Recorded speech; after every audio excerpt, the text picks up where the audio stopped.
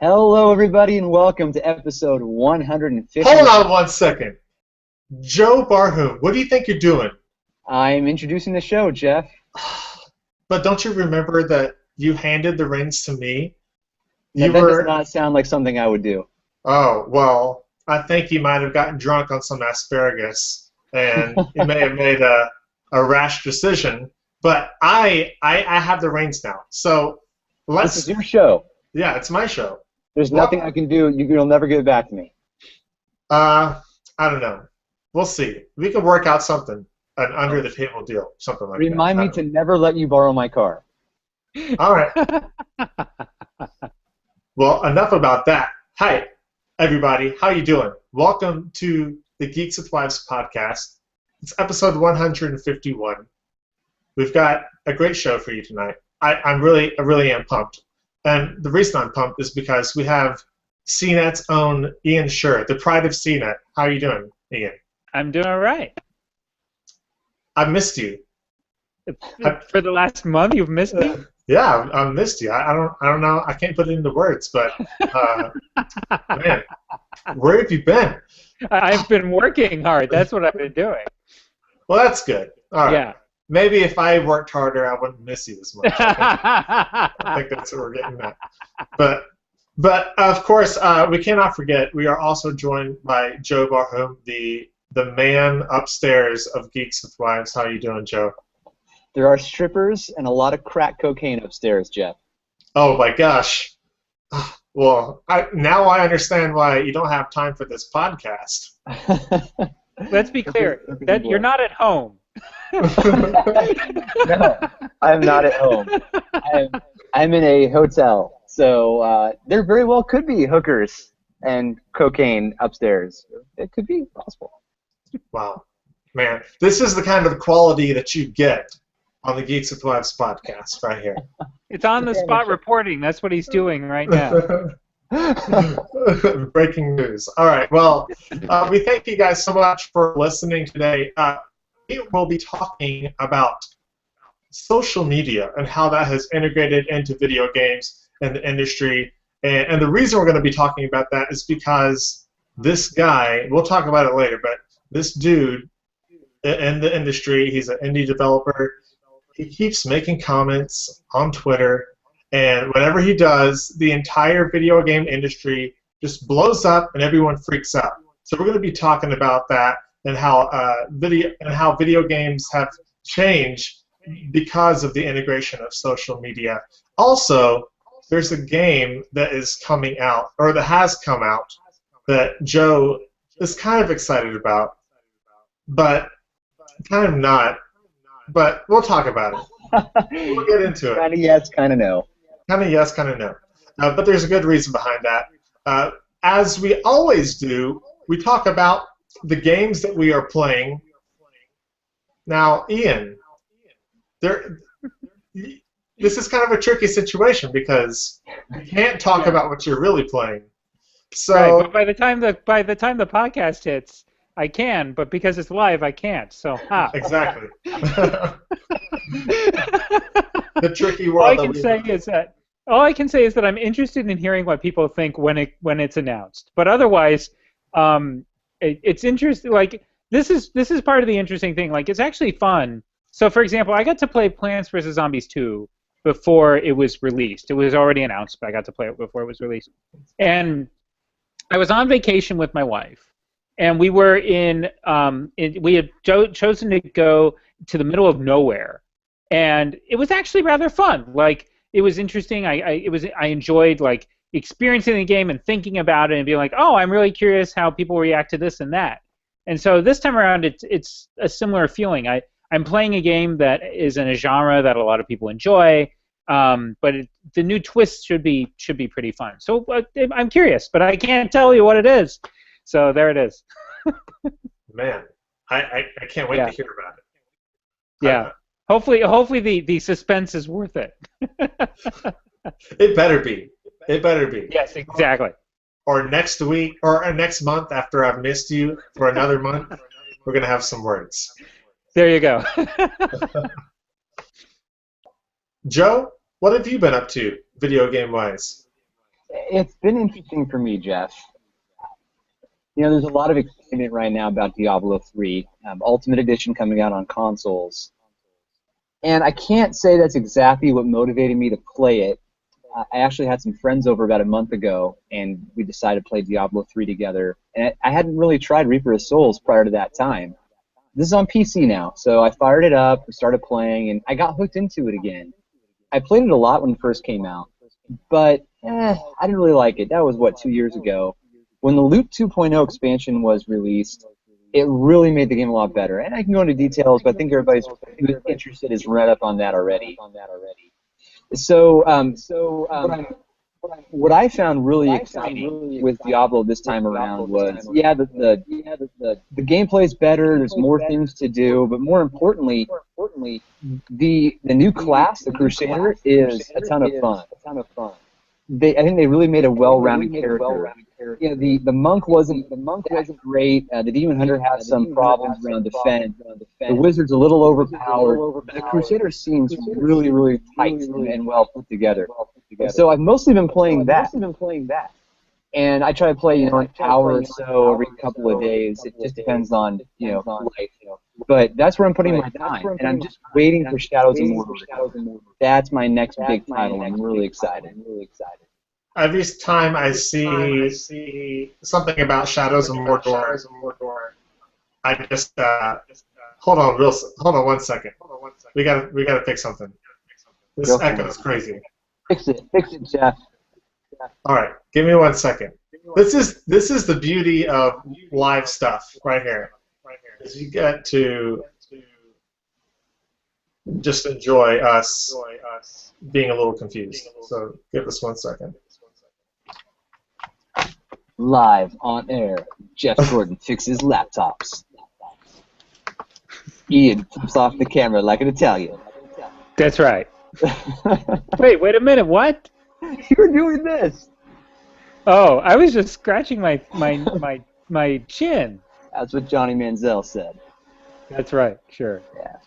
Okay, how does this sound now to you guys? Way better, let's do it. Okay, welcome to the Geeks. No, I'm joking. The last 20 minutes don't count. Oh my gosh. Okay, so Shadows of Mordor. That's where the editing point will be when we say Shadows. I'm joking, of course, but Shadows of Mordor. Yeah, every time I see something about that game, it makes me want to watch the Lord of the Rings series again. I don't know if it makes you guys. Leave me alone, Jeff. I don't. Maybe the whole world will hate me for this. I did not enjoy the Lord of the Rings movies. I was not a fan of the books. I appreciated the dedication to all of the details, but I was like, all right, let's get done. And then when we were at the end of the third movie, it was still a half hour of finishing. This is a long, drawn out thing for me, but I never really enjoyed. I mean, I love The Hobbit, and so if you're a, I hear that there's the Lord of the Rings people and the Hobbit people. I'm a Hobbit person myself, but I only like the books. The movies are it's too long. I don't know. I've always been this way, but the game looks interesting. No, it definitely does. I think it's awesome that they are not ashamed to say we're stealing things from the Arkham series and Assassin's Creed. So I love that they are unashamed of that. And hey, I wish them the best of luck. And when Shadows of Mordor comes out, we'll have to have a special podcast about that because I'm excited. I think Jeff, with Arkham Asylum, right? The first Batman game came out 6 years ago. That was in some way revolutionary, right? We finally had a superhero game that was good. And not only was it good, but it didn't steal anything. It was its own game, right? It was beat 'em up. The timing and the rhythm that Rocksteady put into the combat is now something that other games are copying, including Shadows of Mordor, from what we know. I haven't played it, right? Not a lot of people have, but it seems like they're borrowing from it. When I first saw the trailers and the concept art for Shadows of Mordor, I was excited to see a different type of Lord of the Rings game than we've seen in the past. But to hear that they're borrowing from Assassin's Creed and they're borrowing from Arkham Asylum, I'm not sure it's going to have the same effect that Arkham Asylum, Arkham Asylum, that was the first one. I'm not sure if it had the same effect as that game, which, that's fine. It doesn't have, not every game has to be revolutionary. Not every new IP has to be something incredible. But there's a part of me that was hoping when I first saw those videos that this was going to be something we've never seen before. And they're doing it in Lord of the Rings, which is a pretty rich world, right? With good characters and really clear distinction between good versus evil and those types of things. And this guy being kind of right in the middle, the protagonist. So anyway, I think that there's a good chance that this could be awesome, or there's a chance that this could just be Batman with Lord of the Rings skin, and so it'll get beat up by the critics, but might still be a fun game, just more like a mediocre reception. Yeah, no, I totally agree. It's funny that you say, that you talk about Shadows of Mordor, because I've been playing a game that kind of takes some things from the Arkham combat system, and that is Rise, Son of Rome, and for the Xbox One.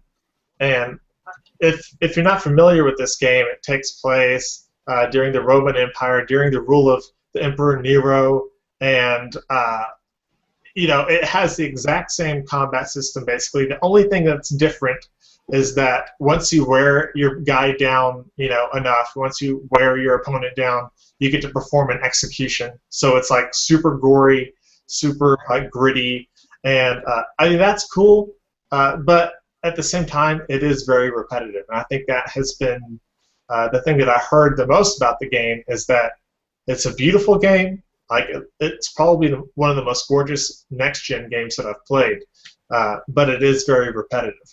Thankfully, it's not a very long game. It's only about, seriously, 8 to 9 hours long. It's really short, and I finished it in less than a week. And it was one of those wonderful weeks where I had time to play video games. So that sounds amazing to me. You give me an 8 to 9 hour game every time, whether it's something I've never played, a brand new IP, or Uncharted 4. 1 week of playing a game is perfect. I don't need 3 Joe, months. I think you missed this. I think you missed this week when I was right on your side, and I'm right with you. I do not want to play a 40-hour game anymore. No way. I just cannot devote the time, and I don't even have kids, and I don't have the patience. I played 20% of Black Flag, and I bring this up all the time because I played throughout the entirety of every one of the Assassin's Creed games, and then I got to Black Flag, and I don't even know where the heck I was in the game, and I was just done. I'm like, okay, I've experienced it. If I really care about the story, I'll just go on Wikipedia and read it. I was just over it, and there are very few games that have been able to keep me for very long, and it's fewer and fewer, and I really enjoy these 9 to 16 hours. To me, feels like the sweet spot. Yeah, even 16, that's on the high end for me. But I'm totally with you. Totally with you. I think that for games like Uncharted, Assassin's Creed, games that have really well-written stories, they box themselves, if they were to box themselves into a shorter duration, right, so less cutscenes, less dialogue, they can make that story delivery much richer. So it really, in my opinion, would benefit the industry if we had better stories. If you could go to a movie and see and watch a good movie, good story, or you can play a game that's immersive somewhat and get an even better story, right? Let's leverage the fact that you're making decisions and you're playing in the game world and get that story. Then I think you can make a really good argument that gaming is a better, or at least a different avenue for absorbing media. Whereas now, who wants to sit down for 60 hours and play Diablo and have no idea what the story is? If we have games that are 8 hours, do you think that people start complaining about them being $60? I don't think so. I think that $60, games haven't gone up in price very much in the last 10 years, particularly if you look at inflation. I remember paying $70 for Super Nintendo games where my parents were when I was 12, 13 years old.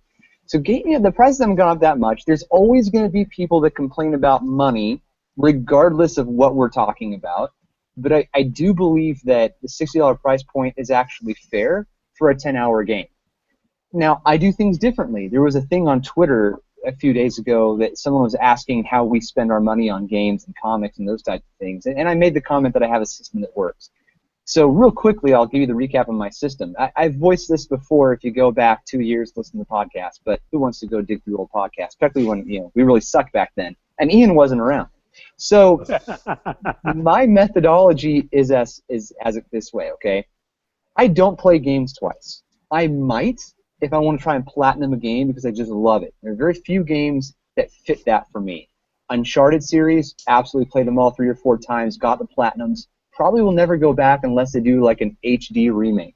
Then I might go back and play them. Last of Us, I'll replay that. Now, those are story-driven games. Yeah, games like Diablo, of course, I've beaten Diablo 30 times because it only takes 15 hours to beat it, and it's a loot-driven game. It's different. But games like Uncharted, where I'm going to beat them, absorb the story, maybe platinum them, and then move on, I don't need to keep them. Right? Zelda games, I don't need to keep the box. Metroid, don't need to keep the box. Mario, no, played it. I'm done. So I sell it. I don't trade it in at GameStop. I'm smarter than that. I sell it. eBay, Amazon, maybe I shouldn't say smarter. I just have I'm really dedicated to what I'm doing here. So if I buy a game for $60 and then I sell it within a month, I can probably get $45 or $50 for it. So I only paid $15, $18 for the game. That's not a lot of money for the amount of hours that I got of enjoyment. $18 is the price tag if I take my wife or a nephew or something to a movie. Now, if I were to hold on the game for longer, it might actually appreciate in value depending on the title. So I have some of my old Zelda games that even the Super Nintendo versions are worth $150 used. So, I think that if you want to go through games quickly and you're down with the whole story-driven thing, try my model.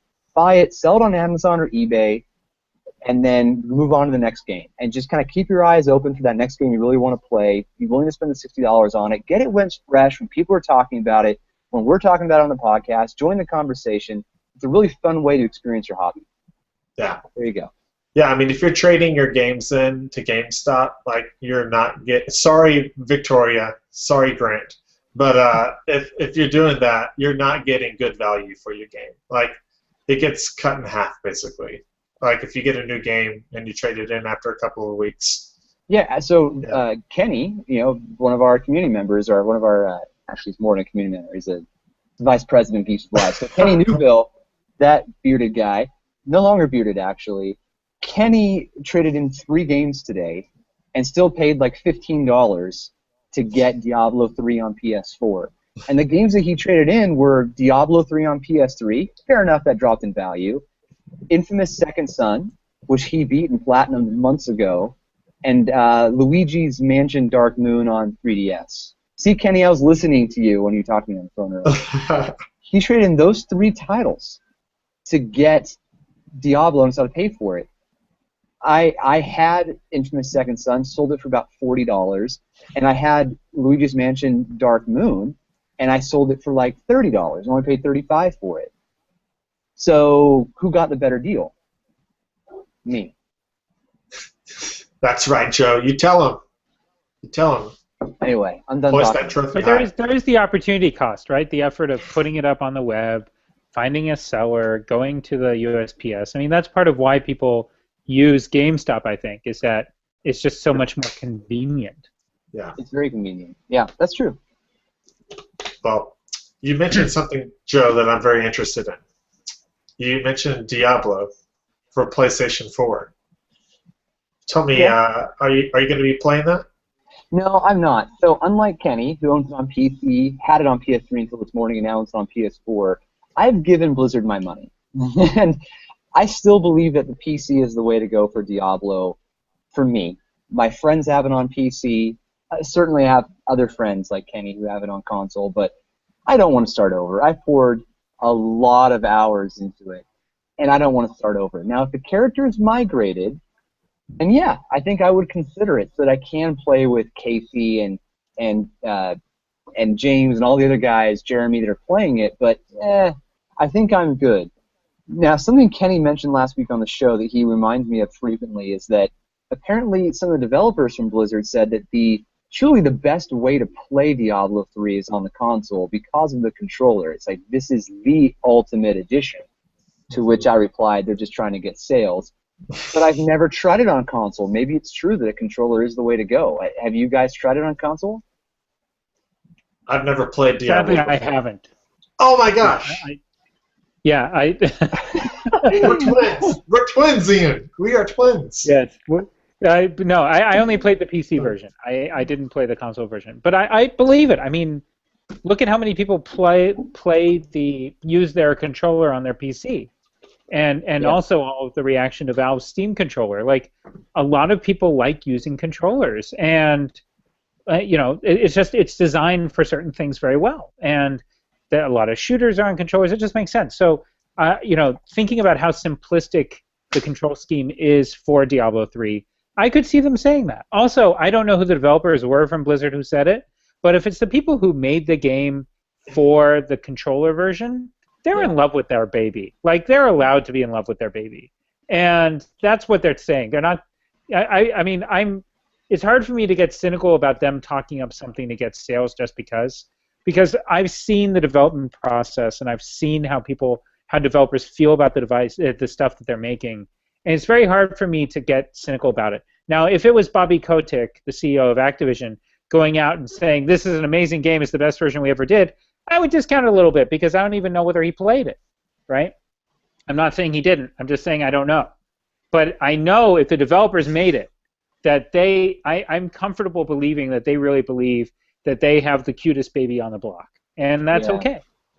Yeah, I agree with you. And I didn't consider that, but you could definitely be right. And I hope I didn't offend anybody, but that very well could be the case. I would feel the same way, right? Diablo on iPhone, yeah, it's the best because I made it on iPhone.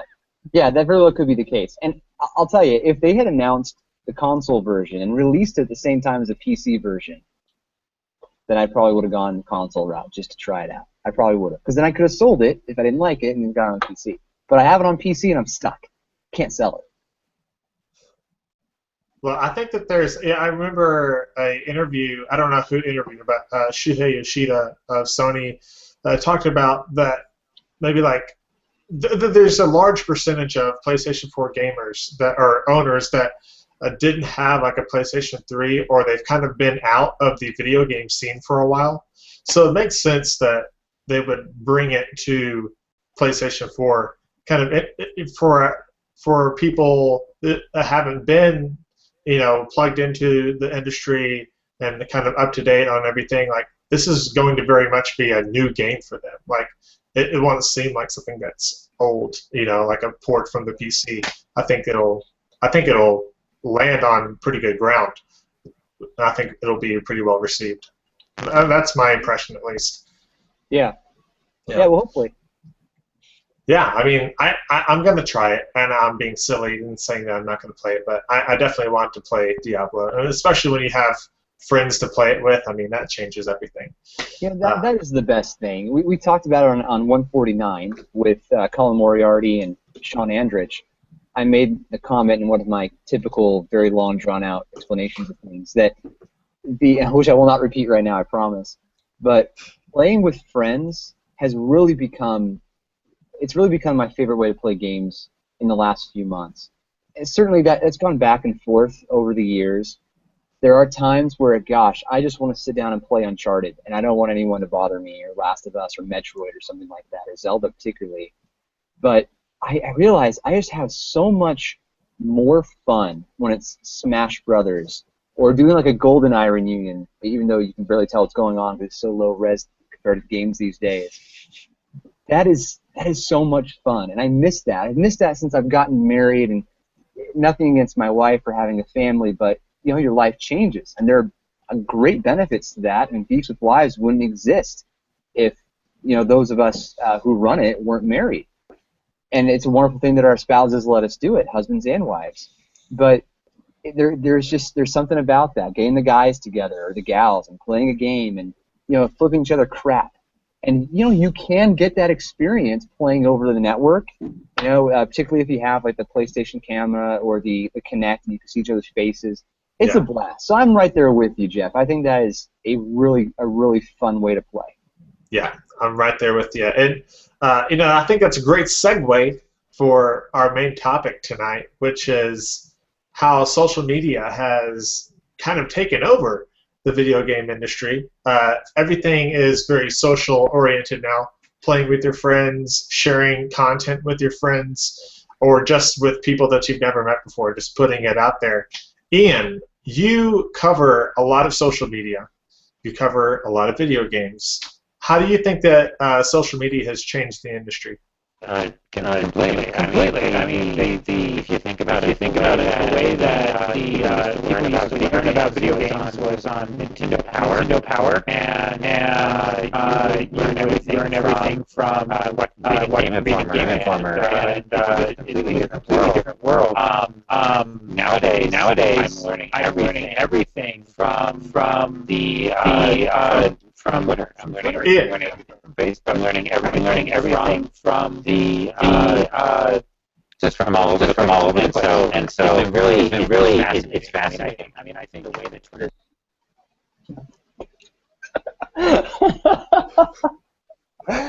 Oh my gosh, we've got to stop doing these live.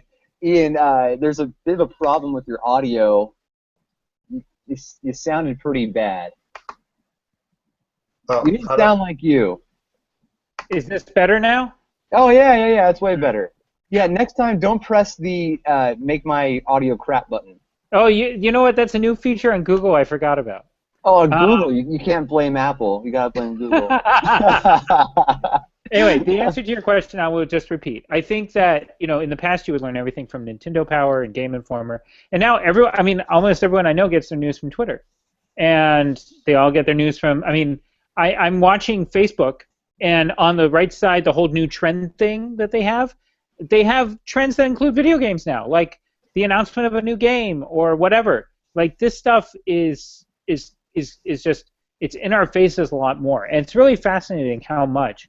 And to the point now that it's now come out back on itself. Right now, the PS4 and the Xbox One are hooked into social networks. And YouTube and Twitch and all that stuff, it's everywhere. So it's definitely changed the dynamic of how video games go. And I don't meet very many people now who learn about new video games by the magazines or by, Nintendo Power isn't around anymore, or by going to GameStop, right? They don't learn from there. The parents still do, right? The parents learn very little bit about video games from social media, I feel. But the people who care, they learn all this stuff all the time now. Yeah. Joe, what have you seen? Has it changed the way that you play games at all? I don't know. I think it's changed the way that I decide what I'm going to play. Yeah. Not necessarily the way I play games. The biggest change has been access to money. When you're a kid, you have to mow lawns and clean windows in order to get them funds to buy a game. Also, there were less games available back then, right? It was like in the 80s for movies. The same movie would run for a year. Back in those days, in the late 90s, when I was scratching together money to buy a game, that'd be the game I played for probably, I'd say at least 6 months, maybe longer. And you rented games, and you'd try them based on the cover art, right? So you'd play Gauntlet or something because the cover art was so cool.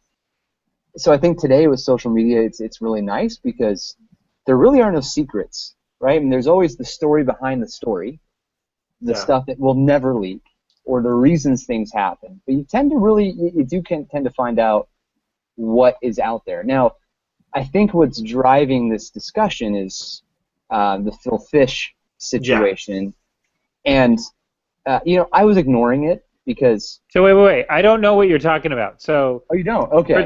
For those of us who I didn't get an email earlier today about it. So, what is this? I don't know. Well, Phil Fish. So, okay, there was a article published by a journalist about his personal life and how. I think it was. I don't know. I'm not going to guess. I'm not sure. So, some video game journalist, and he was dating some gal, and she cheated on him with all these other people, and so he named names and kind of got the whole thing out there. Now, I don't have a ton of information about this because I'm about to make the point that how I don't care, but but I know everything about it somehow. Well, because Kenny was explaining it to me earlier, so I could be educated on it. But Oh, sure. that's Kenny's life, is to educate me. So apparently Phil Fish somehow got in the middle of this whole thing, and he had walked away from his Twitter account, and then months ago something about Fez 2, and he's the guy behind Fez. You can learn about him on Indie Game the Movie, or you can check the bottom of your shoe. And anyway, so he apparently got into this, got back on Twitter, and started complaining about this. And I didn't read these tweets, but according to the people I've spoken with, he was making death threats. He was going to kill people, and they're all pieces of shit and da da da da da, which is not unusual for him. Yeah. Which doesn't excuse it, but it's not unusual for him. So anyway, the reason that I am interested in what happened, and interested enough to be able to tell you guys everything I just said, is that so Grant, who's our head of community outreach, right? So he's our community engagement guy. Grant goes out and puts together our Diablo afternoons and our Marvel Heroes games with the community. So he's out there on Twitter. He had written something about game developers who call people pieces of crap. That's not a fair statement. You shouldn't generalize people, which is a good counter argument, right? You shouldn't generalize people, which is something you learn when you're 5. Well, but he didn't call out Phil Fish. He didn't call out anybody. He just said in general, don't call groups of people this. It's just not right. And someone replied to Grant, got Phil Fish involved. Phil Fish just wrote back and called Grant a piece of poop, right? Piece of crap. And that offended me because Grant's my friend, and I don't like to see him attacked. But, somebody who's going to go out and do stuff like that, not worth my time, right? There's 8 billion people on this planet, and most of them are better than him, and better than whoever is going to act that way and be immature. So that was my only take on this whole thing. So the fact that we're going down this path and talking about Twitter and social media, if there is a video game developer, and to answer your question, Jeff, I told you that it's changed what games I play. If the developer of a game is going to go out on social media or in some way be offensive to other people, yeah, you're darn right I'm going to think twice before I buy his or her game. And that's why I haven't played Fez and probably will never play Fez. I just don't see the point of supporting somebody like that. Yeah. No, I'm totally right there with you. And especially when the thing that worries me is that as, Phil Fish is an indie developer, his company Polytron, it's like him and another guy working on a game basically. Or at least that's how it was with the original Fez. I know that when they started on Fez 2, which of course isn't going to be completed, but they had more people. But essentially, it's him and a very small team. So I feel like as these indie games get more exposure, you're going to have people that are essentially representing the industry as a whole. And if they put stuff out there on social media, I think that could definitely negative things like Phil Fish does, that could negatively impact a person's view on the industry, as opposed to a large company where a person says something and they get canned. If somebody says something from EA, chances are, if they say what Phil Fish said, chances are they're not going to be working for EA next week. But if you have somebody that's in complete control of their company, yeah, I can see that kind of being dangerous, at least from my perspective. So. But at the same time, there are personalities that do this stuff all the time, and you see politicians sound off on Twitter all the time, and you don't paint them all with the broad brush of all politicians. It doesn't impact. I don't feel like politicians are also very poorly thought of, but in general, I don't think it impacts I think that people are smart enough to separate one from the other, and there are some industries, maybe like the music industry, where something that Miley Cyrus does could impact the rest of the pop stars. But for the most part, I don't feel like video games, especially people who outburst on Twitter, which has happened. Remember the Xbox guy who was who there were what was it? It was all this controversy over DRM, right? Or last year after they announced the Xbox One. And he said that it was all stupid and people just need to grow up. No one, I don't think it changed people's perspective of Microsoft. I think it it said a lot about him.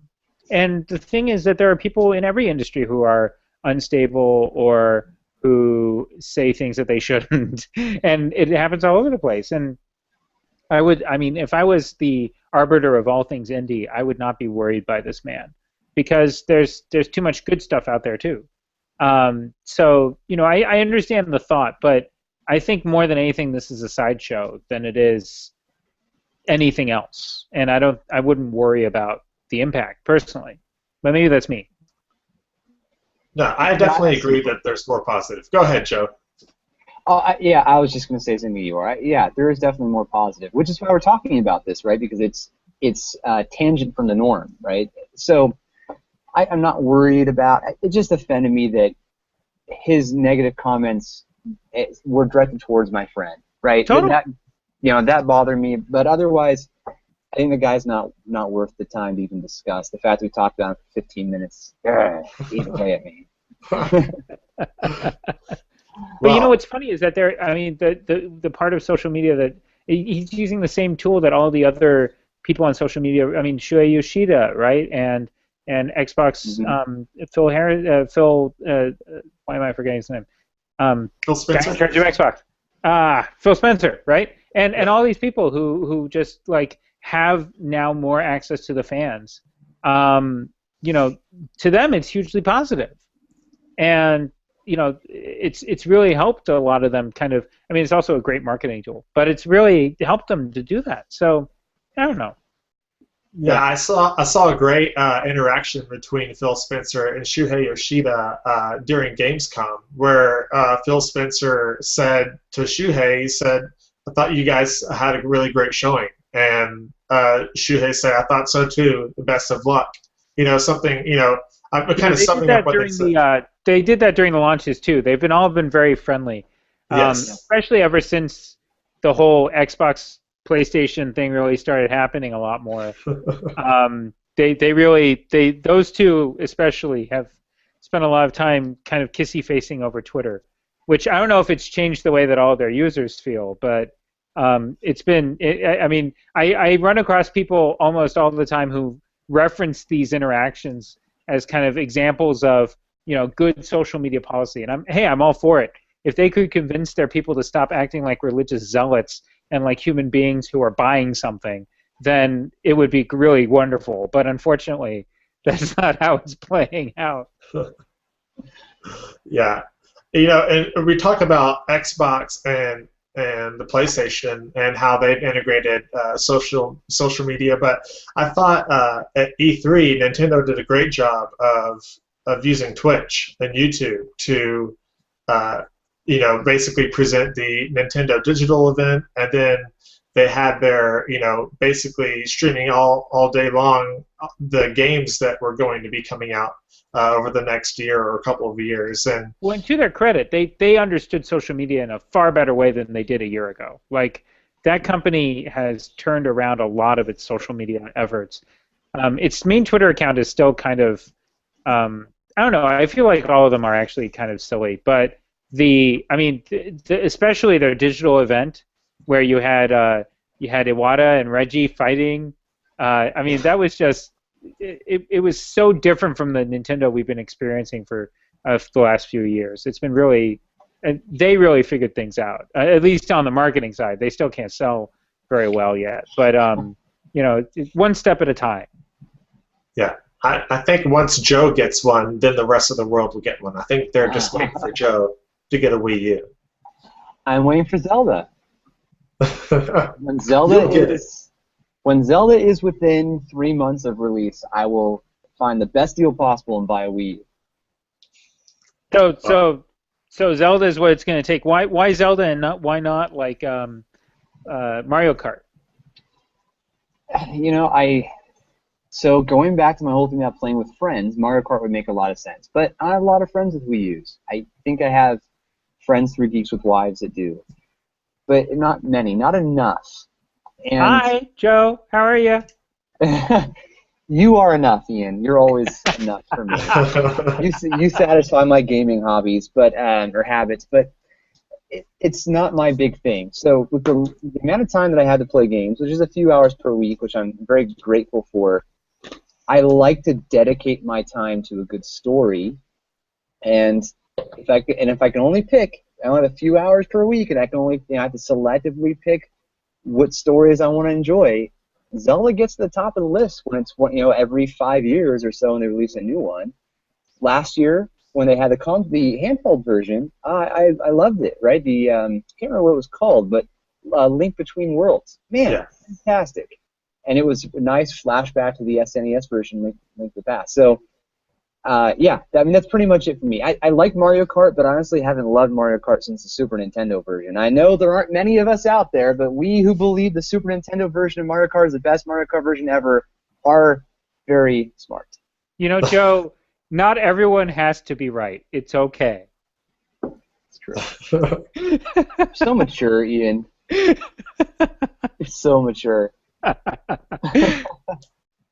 right. So you wanted to talk NPD numbers too, right?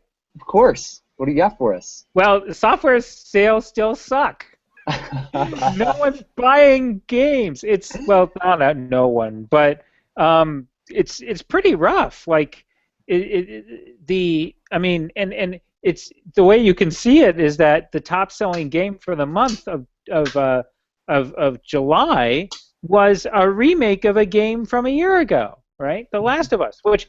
Hey, the remake looks great. It was really fun I finally played the DLC, which was pretty fun and well done. But it's not a new game.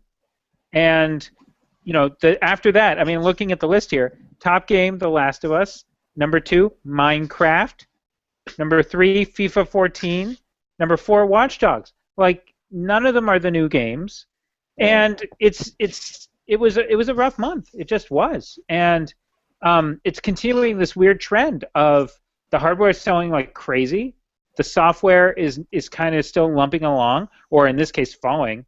And it's like, what's it going to take? I mean, at one point, sure, there's the argument that software, good software sells, but look at Mario Kart, right? Games sold pretty well, and still Nintendo had a really rough quarter.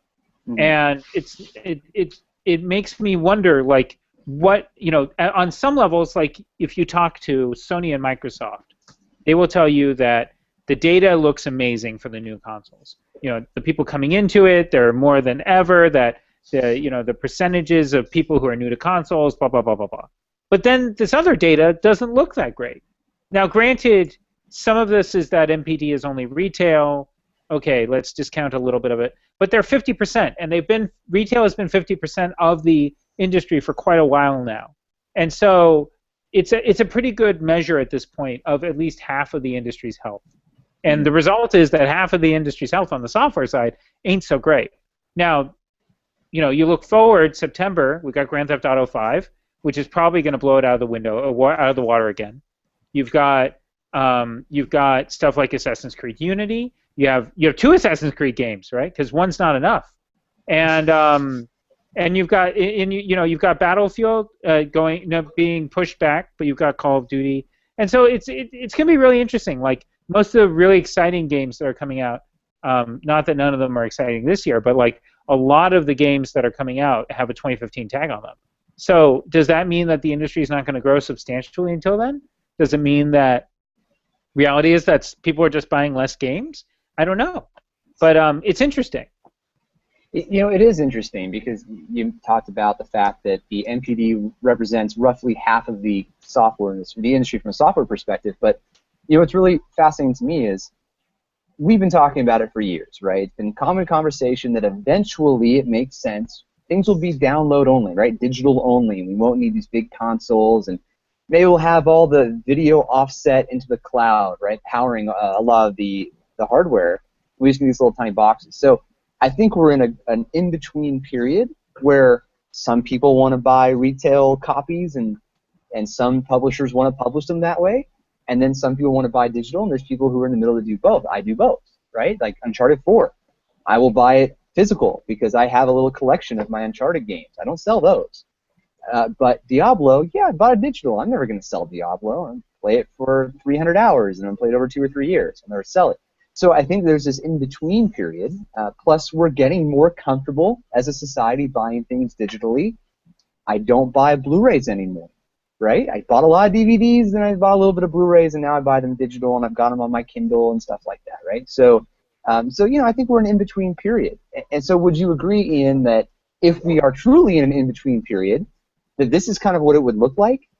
Well, I don't know. I mean, the question is, yes, that's possible. But the other possibility is that the churn of people out of the industry is bigger than the churn in, which means that more people are exiting video games because they're having kids, because they have other obligations in life, and they aren't able to buy as many games. They're not buying games at all. I don't know. But there's an argument to be made, and it's not to be quickly shot down, that perhaps the video game industry isn't growing anymore, and that this is what it looks like. And so as the game industry isn't growing anymore, and I'm talking about from a very high level perspective, then what the pie looks like is different, right? The consoles are getting a less amount of the pie. Candy Crush is getting more of it, or not Candy Crush anymore, Kim Kardashian now, right? Is getting more of it, right? And that it's the revenue spreading out more. Now, again, the next-gen console people will tell you that things are amazing. And right now, the data compared to what they were when they launched the last time is amazing. But the question is, I mean, they're not at 300 million units yet. They have not hit what Xbox 360 and the book has not been written. And when we write the final book, right, which is when they're going to argue with us that the PS5 is amazing, we'll know whether or not things turned out okay. But we have to ask these questions, especially if you're an investor. You have to be thinking, what does the makeup of the users look like? Why is it that Skylanders is being released on a tablet at the same time it's being released on a console? It's not because Activision loves Apple, right? It's because they see their market moving. Yeah. Sorry, go ahead, Jeff. No, I was going to say, I just piggyback onto that. I heard that Nintendo is also bringing a Pokemon trading card game to iOS. Well, the Pokemon group is. I don't know if it's Nintendo. I never got a good answer on that. But okay. Pokemon is coming to the iOS, definitely. Yeah. So I see your point, Jeff. Right? Like we have another example, just like Skylanders, of games that would normally be reserved for the console coming out on portable gaming devices that anybody can own. People that we wouldn't necessarily describe as gamers. So that pie, Ian, we don't know what it looks like really, because the revenue could be at a maximum, right? This is how much the industry is valued at. This is how much revenue can be sent through the system. But we have people from the outside that dip into that, or contribute to it, I should say, but they do it in different ways than we're normally measuring, which is a really exciting thing. I think change. Everyone hates change, right? To some extent I do too, but it can also be a really exciting thing because those games that will grip me for 10 hours, like an Uncharted or a Zelda, I don't think they're going to go away. And the people that are, the last 7, 8, 10 years, there's been this growing trend of most of the software sales are the AAA titles, right? They're the Call of Duty. Well, partially by design also. I mean, the console makers...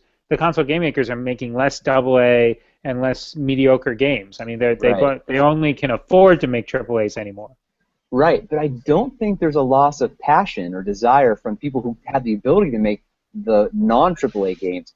I think they're still going to go out and make those games, which is why there's been uprise in indie development and Kickstarter and all these social crowdfunding ways to support them. I don't think those are going to go away.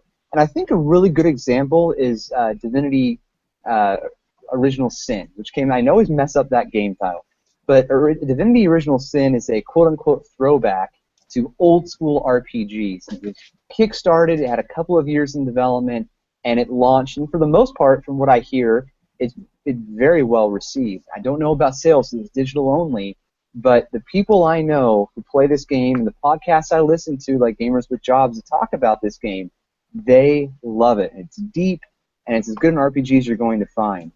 And it's nowhere to be found on consoles. It's on the PC.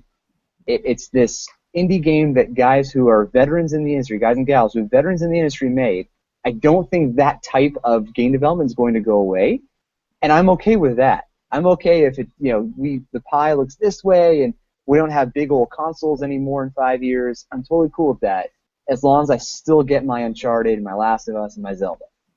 Well, and the thing is, I mean, Strauss Zelnick, the CEO of Take-Two, has said many times to me that the minute he can get his top-tier games onto the tablet, he's going to do it. Right? He does not care what device he's on, and I think that's a smart decision. I think that I mean, it's obvious that a tablet with a game controller plugged into my TV is no different from a PlayStation, except for the amount of power it has. And so over time, that's going to change, and why should it matter? And I think that's the point that Activision's making with Skylanders. Now, we don't know how people are going to respond. Maybe no one buys it on the tablet. We don't know yet. But it's going to be an interesting experiment. And certainly kids especially are very attracted to tablet games. So it's an experiment that has a lot going for it. But we don't know. So it's going to be fascinating. But this is part of why, circling back to the MPD data, this is part of why I use data from Super Data as well, which is run by a guy who actually tracks the digital side as much as he can. And I try to marry the two together to see a further, a better view of the whole industry. And he didn't put out numbers this month, which was very sad. But normally he puts them out every month, and I put it in. So if you ever read my MPD stories, you see both of them. And then PwC as well, right? PwC is another company that, they actually are consultants who consult with the video game industry. So they have a view into the stuff that most of us don't. And they say consoles aren't going to grow as much. It's going to be mobile that's growing. So it's really interesting to see how it plays out. But a lot of the smart people in the room are arguing that the console industry isn't going to grow much compared to what it was in the past. So that means, maybe they top out at 300 million units. That's life. And then what does the software look like, right? We don't know yet. How do secondary markets come into play, Ian? Like Latin America, Central America, right? Well, I mean, that's where a lot of the companies are pushing now, right? I mean, Xbox is selling in China, and all these people are trying to push out because that's the hope that these people are going to do this. But I'll tell you, here's an example from I think it was DFC, I forget who. I was at CES one year, the Consumer Electronics Show in Las Vegas, and I was talking to one of the analysts there, and he was telling me about printers, right? And how the printer market is dying this awful death because guess what? No one in Africa uses printers. They don't print anything out. They just use their smartphones and they zip stuff around, right? And us old fogies who are all addicted to killing a tree, flattening it out, putting ink on it, and sending it off. I love it. We're going to be like all of the third part, the kind of emerging markets. They're not doing any of that. They're just sending each other documents in email. And so, the equivalent argument I'm making here is that, okay, we don't know how many people are going to buy consoles in the emerging markets. But there's a possibility that they're going to look at this stuff and say, well, wait a minute, I can do this on a tablet. And there are a lot of people who are going to say, well, Ian, you're crazy, and blah, blah, blah. But you got to think about how fast the tablets are catching up to the abilities of these consoles and what it means. And I'm not saying that the world is ending for consoles. I'm just saying growth may not be coming back, and that it may just be what it is what it was last time, which is a great business, but it's not growing. Well, I don't know. I get scared. I don't like change, guys. I don't like change. But the change means that you can play Assassin's Creed on your tablet. That's what it means. Is that a terrible thing? I don't think so. No, I'm okay with it, Ian, as long as it's good. As long as it's good or better than what I can do now. Put it in the best place possible. Did you play like Monument Valley? Right? No. The game by us too. Go look it up. It was one of my favorite games of the year so far. It's this great, well-designed strategy game, puzzle game. It's like an M.C. Escher painting came to life. Wow. And it's an example of how you can make a top-tier game. It's very short, but a top-tier feeling game for the tablet, and it can be fun. And maybe Uncharted is a little different than if it comes to the tablet, but it'll still be well-designed. And that's the thing. I think there are still well-designed games out there. Yeah, definitely. So I know, Jeff, you probably want to transition a little bit, but just a couple more comments on this. So, I'm a hardware junkie. Nvidia Shield tablet. right? So you guys know Nvidia as a video card manufacturer, and they're getting into other things. They released a tablet called the Tegra Note 7, and EVGA is one of the companies that released this tablet on behalf of Nvidia, powered by Nvidia's Tegra chipset. So it's video, a CPU, all in one chipset, and it's pretty powerful. I owned one for a period of time, but I just couldn't get used to the Android operating system, or at least their instance of it, their configuration of it. So I ended up selling it. But anyway, they've taken it a step further. They released the Shield tablet gaming device, or Shield Portable, which was a controller that had a little screen on it that can flip up and down, and it streamed games from a Nvidia GTX series video card as long as it was 700 or higher. 700 series, but now they have a new tablet that marries those two other tablets together. So it's a regular tablet, sort of like my Kindle here, that can stream games, and then it has a separate controller. It's $60 you can get into, and from all accounts, it runs on the new Tegra. I think it's called like the 1000 or 1K or something. It's incredibly powerful. It has good battery life. It looks amazing. It's super sharp. And you can stream your games right from your PC that has a GTX card. Now, this has got to be a person who's pretty flush with cash or irresponsible financially and just loves to buy expensive video cards and tablets and stuff, but it's a cool idea. And I can see myself wanting to have that type of system, particularly if I can be in my hotel room hundreds of miles or thousands of miles from home and be able to access the games on my PC. I think that's a possibility for today, but in the future, I think we all know it's going to be more of a PlayStation Now type service where they're doing the heavy lifting with their powerful servers, crunching the video from the game, and I just get to receive it as a beam onto my tablet, and I can play those games from my tablet in a hotel room, and it looks good, it plays well. Then we're not talking about porting games to tablets. We're talking about just streaming. Right, and who cares what platform it's on? And slap a PlayStation or an Xbox logo on that tablet, and make them exclusives and all that kind of stuff. I'm all for it. I think that'd be really fun. Let's do it, Nvidia. Send me one. You've received Joe's endorsement, industry. Now mold yourself to it. Yeah. Right. And for the record, I don't have any games on my Kindle. I have books. I'm a nerd. It's this crazy game where you read the text from left to right, and then when you're done with the page, you just flip the page and you read the next page. You're driving, it reads to you. It's great. I just platinumed Lord of the Rings. How do you play it on hard? It turns into Spanish instead of English. You click, you push you flip the pages quicker. I see. It's speed reading. Yeah. Hey, I think it's a great idea. I don't know. Maybe that'll be what the video game industry goes into next, right? Who knows? Who knows? Putting trophies with books.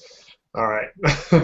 Well, it's interesting that you talk about that we talk about streaming games, because I want to transition into final thoughts, and it makes me think of what my final thought is, and that is that I bought my first PlayStation Now game. If people are not aware, they have an open beta right now, and I had played around with it when it was closed beta, and you could get the game. They didn't have a great selection at the time. It really wasn't anything that was that exciting, and of course, closed beta, it was, there were a lot of technical issues going on, which is expected.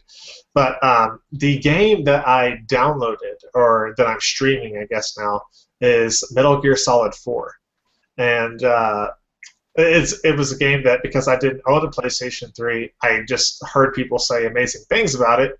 And I really wanted to try out PlayStation Now and see what it was like.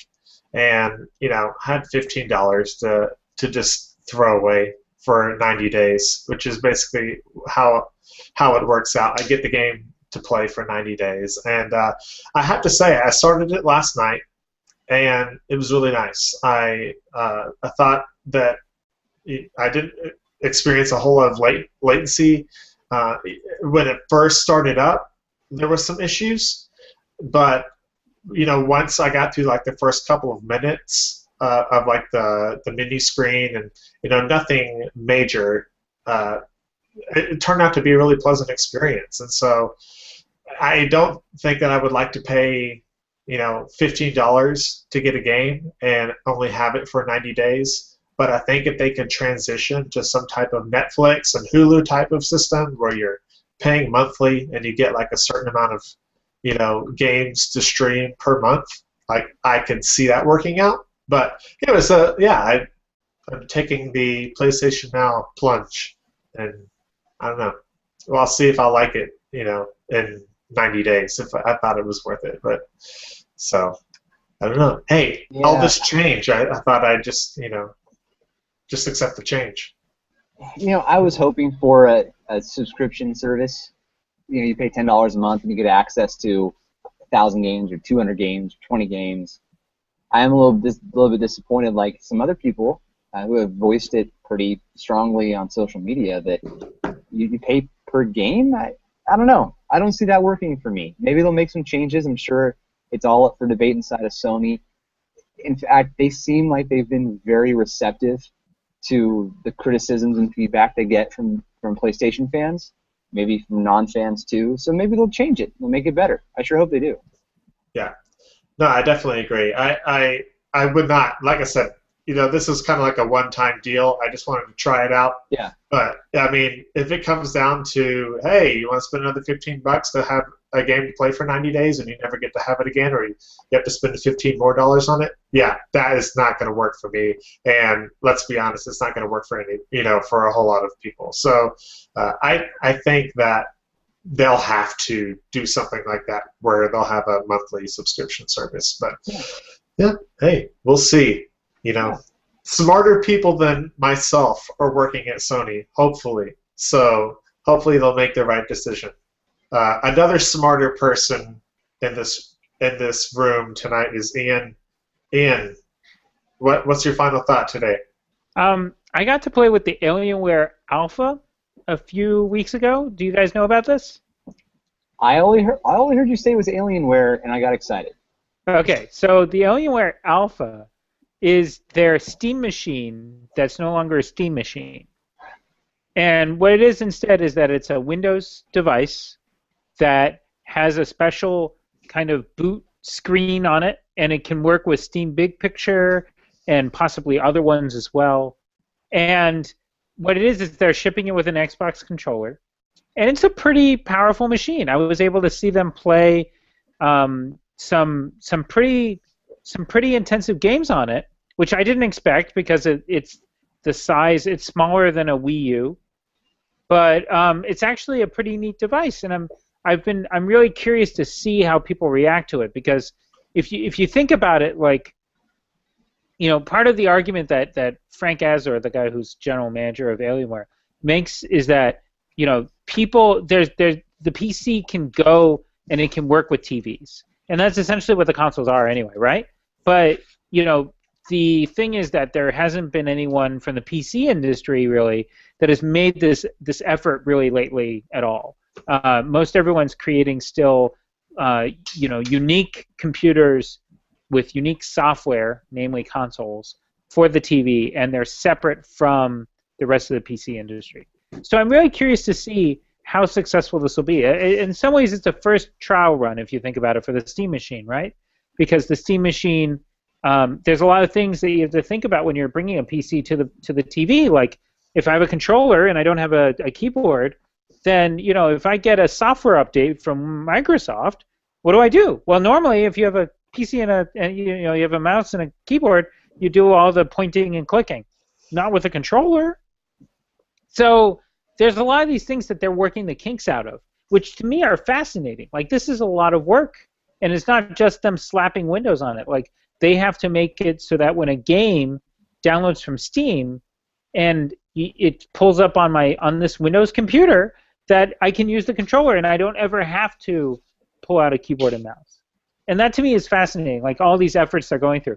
And in theory, it's going to help Valve eventually if they ever come out with their Steam machine, because all these games that they're making sure that you don't need a keyboard and mouse for will benefit when the Steam machines come out. The Steam machines make me excited and they scare me at the same time. Why do they scare you? They scare me because of having to tell my wife, hey, babe, I want to get one more thing to play video games on. That's what scares me. But what excites me is that I've always been fascinated by PC gaming, but because I've played consoles so much of my life, like probably 95% of the games that I've played have been on consoles, like it makes it a more comfortable transition for somebody like me to get into it, which is, of course, I think what they're going for. Yeah, totally. And I think that, I'm curious also because Steam Machine has taken quite a bit of a hit from them delaying it. Are you enjoying seeing my cat in the frame? Is that what you're laughing at? Since they've had a little bit of tough time, I'm curious to see how Alienware is able to pull it off, and whether or not they're able to sell in the numbers that they need to make it really work. But they're putting a lot of effort in, and it's fascinating to see how they're designing it and putting the effort in. When I first saw it, I was kind of poo-pooing it when I just in my mind as I was meeting up with them, and they really turned me around on this idea that this could be a really interesting product, and I'm curious to see how it plays out. I'm right there with you, man. I think Joe is too. I see that smirk on his face. Well, he said anything Alienware, and he's excited. So I love Alienware's hardware. I just love the chassis, the way they design their machines. I think it's really cool. It's just bold and really neat. It's no Razer. I think Razer is as good as it gets, although I'll make one more comment about this. I know it bores people when I talk about hardware. So I'm up in Bellevue, Washington this week for work. If you want to track me down, any Geeks with Wise fans in Bellevue, let me know. Bellevue, what up? But I went to the Microsoft store at the Bellevue Mall, which is a really nice mall. And the Microsoft store was, it's pretty cool. I don't understand the layout. Basically, there's just Surface tablets everywhere, and they all look the same. But there are Surface 2s and 3s, and it's just weird. But they also resell select laptops. And I've had my eyes on the new Lenovo Y series. So some of you may know I wrote a review about the Lenovo Y series. It's specifically the 510p about a year ago, and it's a multimedia laptop that also happens to have two Nvidia video cards in it running an SLI. So it's really a great gaming laptop. But these new ones, this new Y50 line, really gorgeous. They're thin. They have a really nice design to them. The keyboard is slick. It looks amazing. So I would encourage you, if you're interested in a gaming laptop and you don't want to get Alienware because maybe you don't like their style, take a look at the Lenovo Y50. It's really, really neat. And there's also a Y40. It's a little less expensive with a smaller screen. Now, Joe, you have an announcement, don't you? I have a Lenovo tablet. I do. I have a couple, actually. And is there anything special going on with this tablet? Oh, that tablet. Yeah. So I thought you meant my personal tablet. No. We were doing a giveaway today, and so you're probably watching the show waiting for us to talk about this. We did a giveaway today because our good friends at Lenovo, who supplied us with a Yoga tablet, which is a laptop and tablet in one. You just crank it all the way around, and it becomes a tablet. They supplied us with one of those a few weeks ago. We gave one away late last week. They thought it was a really good raffle, and they said, hey, why don't you do it again? So they gave us a tablet. It's an 10-inch mixed tablet. It's really good. I own the 8-inch version of it. It's solid, very thin, runs well. It'll get the job done. It's a Windows tablet. And everyone just disconnect. Windows is actually not that bad for most. So they gave us a Windows tablet to give away. So we did a one-day giveaway. And we appreciate everybody contributing and retweeting it and trying to, win the prize. But unfortunately, only one winner, and that winner is, I don't know if that even came through on audio. I was trying to do a drum roll. Elise. Twitter name, Elise. E-L-Y-S-E.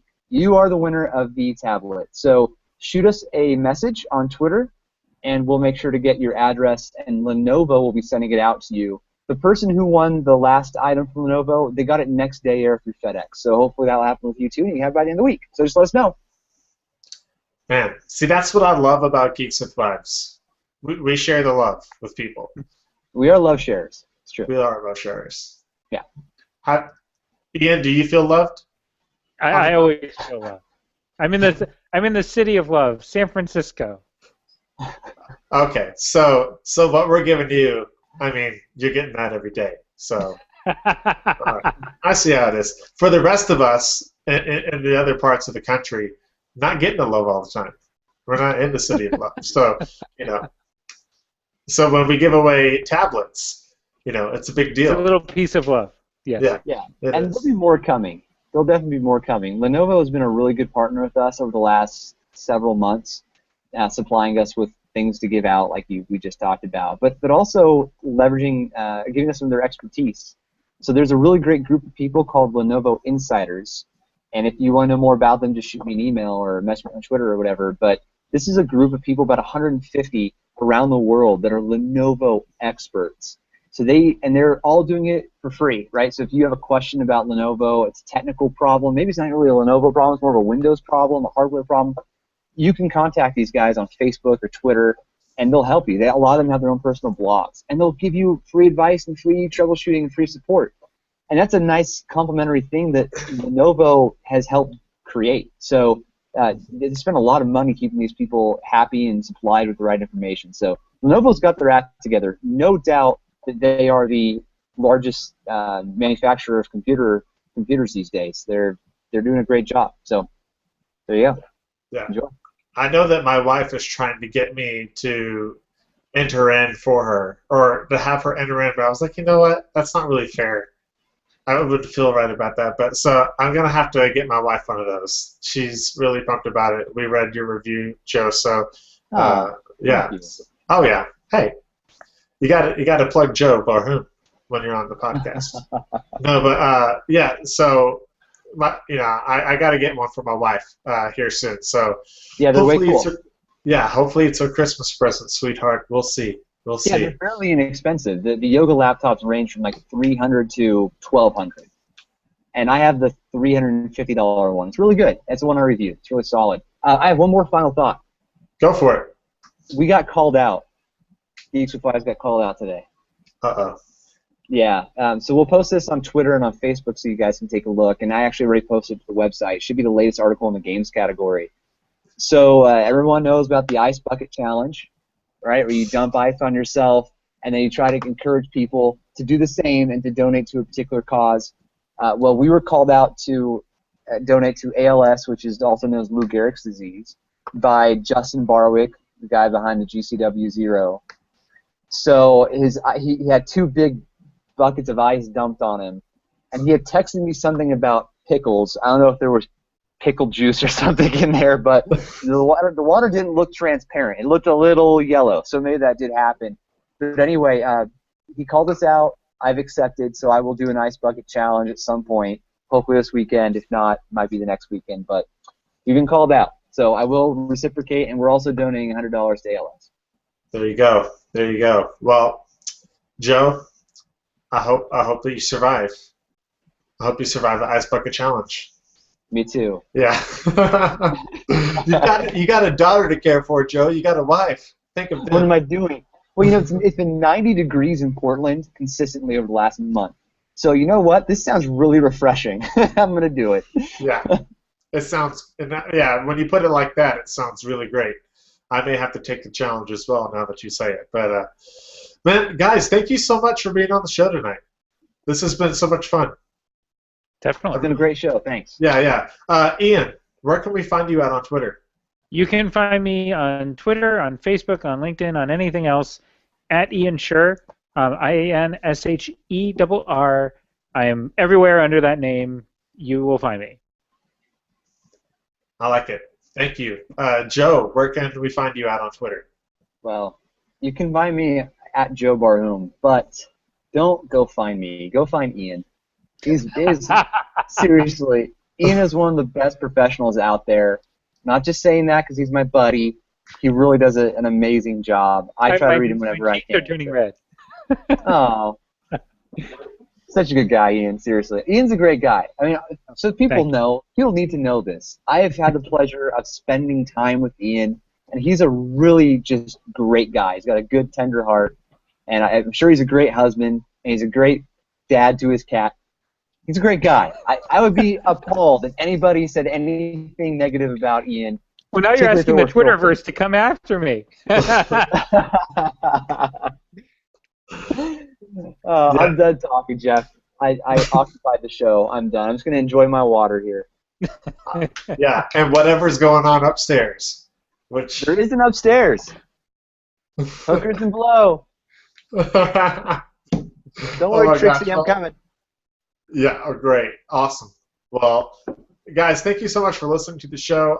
As we always say, you can find us also on Twitter at Geeks with Wives. You can find me on Twitter at Gentle Jeffrey. We love it when you interact with us, ask us questions. If there's something that you want us to talk about on the podcast or you want us to write about that you feel like maybe isn't getting covered on other websites, definitely let us know, because we want to make sure that you are included, because we do this stuff for you guys. And also we have a Facebook page. You can go to the, you can just do your search for Geeks with Wives when you're on Facebook, and it'll pull up the page for you. Real simple, nothing complicated. You just like the page, and you'll be able to get all that great content, and you'll get to know what's going on. The same thing with Twitter. And also go to the website, geekswithwives.com.